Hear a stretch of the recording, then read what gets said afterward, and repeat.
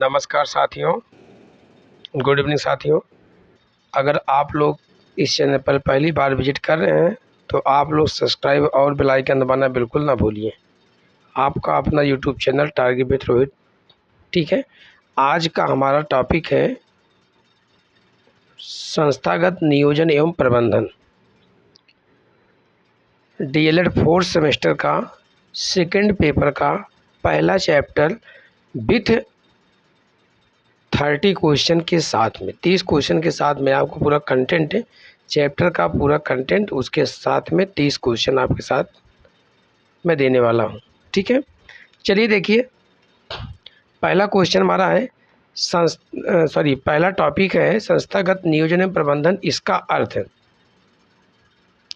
इसका अर्थ यही है कि संस्थागत नियोजन का अर्थ विद्यालय या शैक्षणिक संस्था के उद्देश्यों को प्राप्त करने के लिए योजनाबद्ध तरीके से कार्य करना होता है। प्रबंधन का अर्थ होता है संस्था के सभी संसाधनों का सही उपयोग करके कार्यों को सफलतापूर्वक संचालित करना। यही क्या है? प्रबंधन है, मैनेजमेंट। देखिए परिभाषा इसकी, संस्था के उद्देश्यों को प्राप्त करने के लिए संसाधनों का उचित योजना, संगठन, निर्देशन और नियंत्रण करना ही संस्थागत नियोजन एवं प्रबंधन कहलाता है।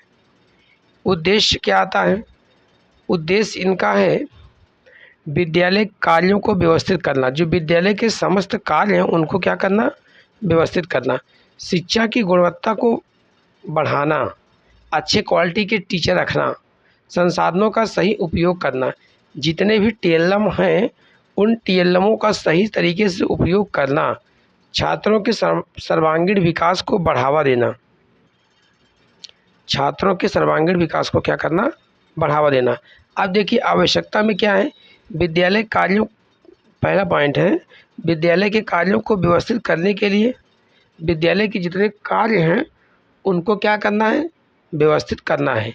संसाधनों के उचित उपयोग के लिए, जो संसाधन है उनके उचित उपयोग करने के लिए, शिक्षा के स्तर को सुधारने के लिए, अनुशासन और व्यवस्था बनाए रखने के लिए। उसके बाद में आता है महत्व। महत्व में पहला है विद्यालय की प्रगति में सहायक। क्या है? विद्यालय की प्रगति में सहायक। पहला, शिक्षा की गुणवत्ता में सुधार।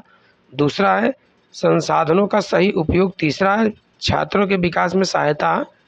चौथा है, अब आता है विद्यालय प्रबंधन। संस्थागत प्रबंधन के बाद में आता है विद्यालय प्रबंधन। विद्यालय के सभी कार्यों को व्यवस्थित करने या रूप को चलाने की प्रक्रिया को विद्यालय प्रबंधन कहते हैं। इनकी व्यवस्थाएं क्या हैं? विशेषताएं क्या हैं? योजनाबद्ध कार्य करना, पहले से प्री प्लानिंग आप तैयार करते हैं, संसाधनों का सही उपयोग किया जाता है, सामूहिक सहयोग से होता है, अनुशासन और व्यवस्था बनाए रखने के लिए विद्यालय प्रबंधन बहुत ही ठीक से चलता है। नहीं तो अगर अनुशासन और व्यवस्था नहीं तो सब कुछ क्या होगा? ढील ढाल व्यवस्थाएं रहेंगी तो विद्यालय प्रबंधन उतने अच्छे से नहीं हो पाएगा जितने अच्छे से होना चाहिए। उद्देश्य शिक्षा की गुणवत्ता बढ़ाना, विद्यालय का सुचारू संचालन, छात्रों का सर्वांगीण विकास। महत्व विद्यालय में अनुशासन बनाए रखना, शिक्षा को प्रभावी बनाता है, विद्यालय की प्रगति में सहायक होता है। अब आता है विद्यालय प्रबंधन का क्षेत्र। विद्यालय प्रबंधन के मुख्य क्षेत्र हैं भौतिक संसाधन। पहला है भौतिक, फिजिकल भौतिक संसाधन। दूसरा है मानव संसाधन प्रबंधन। तीसरा है शैक्षिक गतिविधियों का प्रबंधन। चौथा है सामुदायिक सहयोग। उसके बाद में आता है विद्यालय प्रबंधन की प्रक्रियाएं। नियोजन, प्लानिंग करना, संगठन, ऑर्गेनाइजेशन, निर्देशन, डायरेक्शन, नियंत्रण, कंट्रोल। उसके बाद में भौतिक संसाधन का प्रबंधन। विद्यालय में उपयोग होने वाली सभी वस्तुएं भौतिक संसाधन कहलाती हैं। जैसे क्या है? विद्यालय का भवन, विद्यालय की फर्नीचर, डेस्क बेंच, पुस्तकालय, लाइब्रेरी, प्रयोगशाला, लैब, खेल का मैदान। ये सब क्या है? भौतिक संसाधन की क्या है? प्रबंधन है। अब आता है भवन।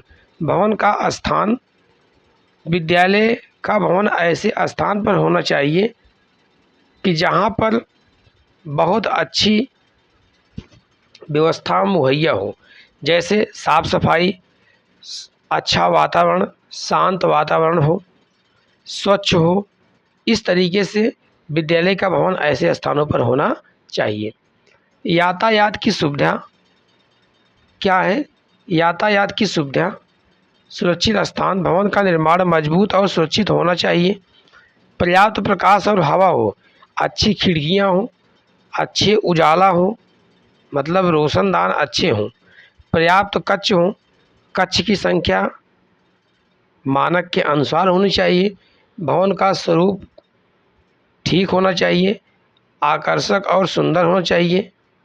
ऐसा नहीं है कि बिल्डिंग जो बहुत पुरानी हो, सुंदरता भी होनी चाहिए, रंगाई पुताई उसमें सुंदरीकरण होना चाहिए। स्वच्छ और व्यवस्थित होना चाहिए, छात्रों के लिए सुविधाजनक हो, भवन की साफ सफाई हो, नियमित जो है सफाई होना चाहिए, स्वच्छ वातावरण हो, स्वास्थ्यकर परिसर हो, आकर्षक बनाने में शिक्षक की भूमिका रहे, दीवारों पर शैक्षिक चार्ट लगाना चाहिए, पौधे लगाना, स्वच्छता बनाए रखना,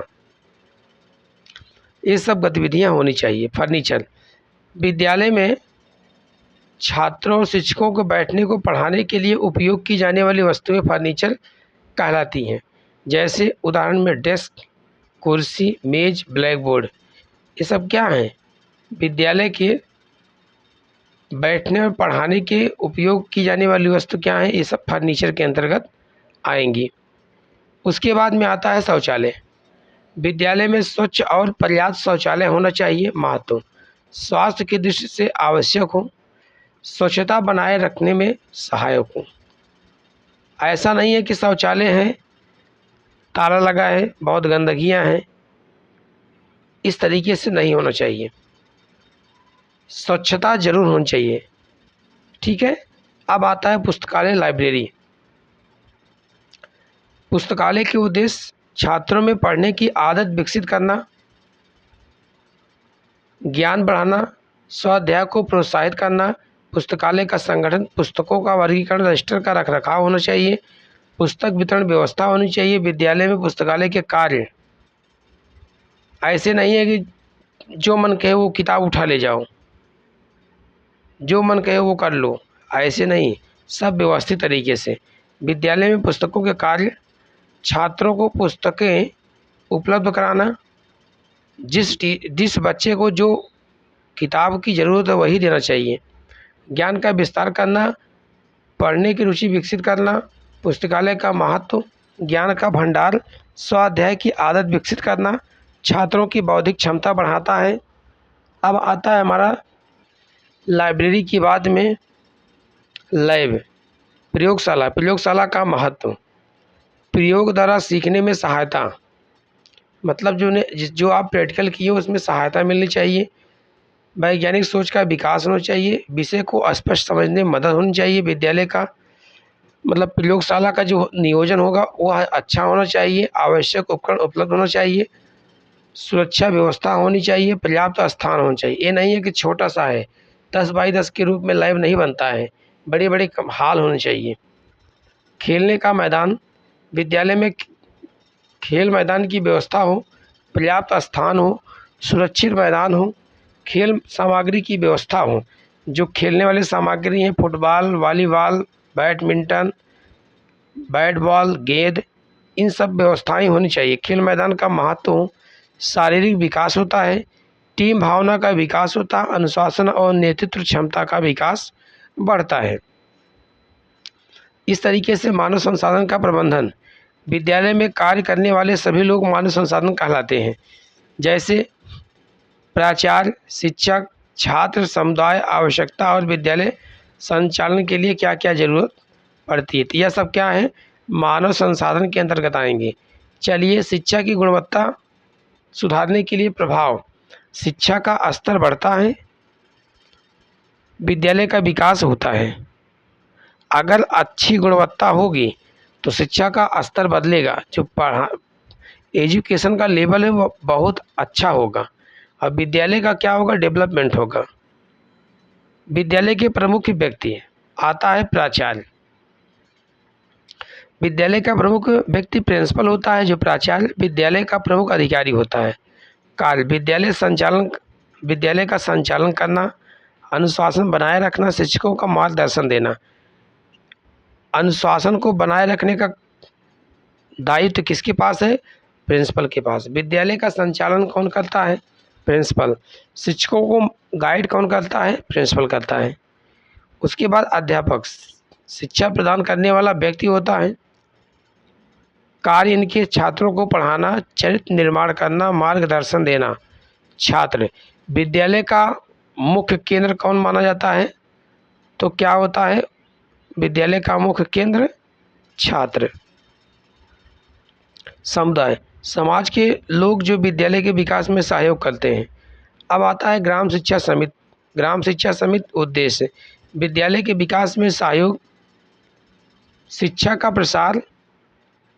सदस्य ग्राम प्रधान, अभिभावक, शिक्षक, सामाजिक कार्यकर्ता। कार्य विद्यालय की देखरेख करना, विकास कार्यों में सहयोग देना, छात्रों की उपस्थिति बढ़ाना। अनुदान सरकार द्वारा विद्यालय विकास के लिए दी जाने वाली सहायता जो राशि है वही उसकी क्या है, अनुदान है। अपेक्षाएं विद्यालय की उन्नति में सहयोग, शिक्षा को बढ़ावा देना। सुझाव अब क्या है इनका, देखिए सुझाव। विद्यालय की भागीदारी बढ़ाना, विद्यालय की समस्याओं का समाधान करना। विद्यालय प्रबंधन समिति विद्यालय के संचालन और विकास के लिए बनाई गई समिति। क्या है, बनाई गई समिति। जो समिति बनाई जाती है उसके लिए। तो अभिभावक शिक्षक समिति पीटीए, इनका उद्देश्य क्या है, उद्देश्य अभिभावकों और शिक्षकों के बीच संबंध बढ़ाना, छात्रों के विकास में सहयोग करना। कार्य विद्यालय की समस्याओं पर चर्चा करना, छात्रों की प्रगति पर विचार करना। महत्व विद्यालय और परिवार का सहयोग करना, शिक्षा की गुणवत्ता में सुधार करना। उसके बाद में आता है मातृ शिक्षक संघ। उद्देश्य शिक्षा सुधार। एमटीए में उद्देश्य क्या है, शिक्षा का सुधार करना, शिक्षकों की समस्याओं का समाधान करना। इनका कार्य क्या है, शिक्षकों के अधिकारों की रक्षा करना, शिक्षा नीति पर विचार करना। अब आता है अगला महिला प्रेरक दल। महिला प्रेरक दल में महिलाओं का समूह जो शिक्षा के प्रसार और बालिका शिक्षा को बढ़ावा देता है। कार्य बालिका शिक्षा को प्रोत्साहित करना, विद्यालय में जागरूकता फैलाना, समाज में शिक्षा का महत्व बताना। अब आइए देखिए संस्थागत नियोजन एवं प्रबंधन से 30 क्वेश्चन। अब देखिए पहला क्वेश्चन है, संस्थागत नियोजन का अर्थ क्या होता है। विद्यालय के उद्देश्यों की पूर्ति के लिए योजना बनाना। हमारा क्या होगा इसमें, पहला क्वेश्चन है, इसमें हमारा क्या होगा, सेकंड ऑप्शन सही होगा। कौन सा ऑप्शन, सेकंड ऑप्शन हमारा क्या है, सही है। उसके बाद में देखिए विद्यालय कार्यों को व्यवस्थित रूप से संचालित करने के लिए प्रक्रिया क्या कहलाती है, प्रबंधन कहलाती है। क्या कहलाती है, प्रबंधन। अब देखिए विद्यालय प्रबंधन का मुख्य उद्देश्य क्या है। विद्यालय प्रबंधन के मुख्य उद्देश्य शिक्षा की गुणवत्ता को बढ़ावा देना। शिक्षा की गुणवत्ता को क्या करना है, बढ़ावा देना। उसके बाद में अगला क्वेश्चन आता है, अगला क्वेश्चन हमारा है विद्यालय प्रबंधन की प्रमुख प्रक्रिया कौन सी है। तो प्रमुख प्रक्रिया उपरोक्त सभी होगा। नियोजन, संगठन, निर्देशन, उपरोक्त क्या है, सभी। अगला विद्यालय भवन का स्थान कैसा होना चाहिए। गंदा होना चाहिए, भीड़ भाड़ वाला होना चाहिए, स्वच्छ और शांत होना चाहिए। कैसा होना चाहिए, स्वच्छ और क्या होना चाहिए, शांत। सी ऑप्शन सही है। विद्यालय में बैठने और पढ़ाने की वस्तुएं क्या कहलाती है, फर्नीचर। क्या कहलाती है, फर्नीचर कहलाती है। पुस्तकालय का मुख्य उद्देश्य क्या है, खेल कराना, पढ़ने की आदत विकसित करना। क्या करना, पढ़ने की आदत विकसित करना। बी ऑप्शन सही होगा। उसके बाद में ज्ञान का भंडार किसे कहा जाता है। ज्ञान का भंडार किसको कहा जाता है, तो पुस्तकालय को। किसको, लाइब्रेरी को कहा जाता है। प्रयोग द्वारा सीखने की सुविधा कहाँ मिलती है, तो कहाँ मिलती है, लैब में, प्रयोगशाला में। अगला क्वेश्चन आता है खेल का मैदान किस विकास में सहायक होता है, शारीरिक, मानसिक, आर्थिक, राजनीतिक। तो किसमें विकास सहायक होता है? तो शारीरिक में। किसमें? शारीरिक। विद्यालय का प्रमुख अधिकारी कौन होता है? विद्यालय का प्रमुख अधिकारी प्रधानाचार्य प्रिंसिपल साहब होते हैं। उसके बाद में छात्रों को शिक्षा देने वाला व्यक्ति कौन है? छात्रों को शिक्षा देने वाला व्यक्ति जो है शिक्षक है। कौन है? शिक्षक, टीचर। विद्यालय का मुख्य केंद्र कौन होता है? तो मुख्य केंद्र में आता है क्या? छात्र, स्टूडेंट। क्या होता है? छात्र, स्टूडेंट। समाज के लोग विद्यालय के विकास में सहयोग करते हैं, उन्हें क्या कहते हैं? सहयोग करते हैं, उन्हें क्या बोलते हैं? उन्हें समुदाय बोलते हैं, कम्युनिटी बोलते हैं। क्या कहते हैं? कम्युनिटी, समुदाय। बी ऑप्शन सही होगा। कौन सा ऑप्शन? B option. ठीक है। उसके बाद में ग्राम शिक्षा समिति का मुख्य उद्देश्य क्या है? ग्राम शिक्षा समिति का मुख्य उद्देश्य है शिक्षा का विकास करना। उसके बाद में आता है ग्राम शिक्षा समिति में कौन सदस्य होता है? तो सदस्य कौन होते हैं? ग्राम प्रधान, शिक्षक, अभिभावक, उपरोक्त सभी। डी ऑप्शन सही है। सरकार द्वारा विद्यालय विकास के लिए दी गई राशि क्या कहलाती है? वह अनुदान कहलाएगी। क्या कहलाएगी? अनुदान कहलाएगी। उसके बाद विद्यालय और अभिभावक के बीच संबंध बढ़ाने वाला संगठन कौन है? तो इसमें से कौन होगा? अभिभावक शिक्षक संघ। क्या होगा? अभिभावक शिक्षक संघ, बी ऑप्शन। अभिभावक शिक्षक संघ का मुख्य उद्देश्य क्या होता है? विद्यालय और परिवार के बीच सहयोग बढ़ाना। विद्यालय और परिवार के बीच क्या करना है? सहयोग को बढ़ाना है। शिक्षा सुधार के लिए कार्य करने वाला संगठन कौन है? तो कौन सा है? शिक्षक संघ, पहला ऑप्शन। विद्यालय में स्वच्छता बनाए रखने के लिए क्या आवश्यक होता है? सफाई। क्या होना चाहिए? सफाई। गंदगी, अंधेरा, शोर नहीं होगा। उसके बाद में अब आता है अगला क्वेश्चन हमारा, छात्रों के वैज्ञानिक सोच के विकास में क्या सहायक है? तो प्रयोगशाला। क्या है? लाइब्रेरी, क्या बोलते हैं? लैब। क्या बोलते हैं? वैज्ञानिक सोच में विकास में सहायक क्या होगा? तो लैब होगा। विद्यालय भवन में क्या होना चाहिए? विद्यालय भवन में क्या होना चाहिए? हवा और प्रकाश। अच्छी हवा आनी चाहिए और रोशनदान इतने अच्छे अच्छे हों कि जिससे कि प्रकाश अच्छा आए। छात्रों में टीम भावना किससे विकसित होती है? पुस्तकालय, खेल, परीक्षा, कक्षा से। तो किससे होता है? खेल से होता है। उसके बाद में अगला क्वेश्चन हमारा आता है, विद्यालय प्रबंधन मानव संसाधन कौन कौन है? तो प्राचार्य, शिक्षक, छात्र, उपरोक्त सभी। डी ऑप्शन हमारा क्या होगा? सही होगा। विद्यालय के विकास में समुदाय की भूमिका क्या होती है? समुदाय की भूमिका सहयोग की भावना होती है। पुस्तकालय में पुस्तकों की व्यवस्था क्या कहलाती है? क्या कहलाती है? संगठन। क्या कहेंगे उसको? संगठन कहेंगे। विद्यालय में शौचालय क्यों आवश्यक है? विद्यालय में शौचालय क्यों आवश्यक है? स्वास्थ्य के लिए, खेल के लिए, पढ़ाई के लिए, परीक्षा के लिए। तो किसके लिए भैया? स्वास्थ्य के लिए। बालिका शिक्षा को बढ़ावा देने वाला समूह कौन है? तो इसमें कौन होगा? महिला प्रेरक दल। कौन होगा? महिला प्रेरक दल। विद्यालय प्रबंधन का अंतिम उद्देश्य क्या है? अंतिम उद्देश्य इनका है छात्रों का सर्वांगीण विकास होना।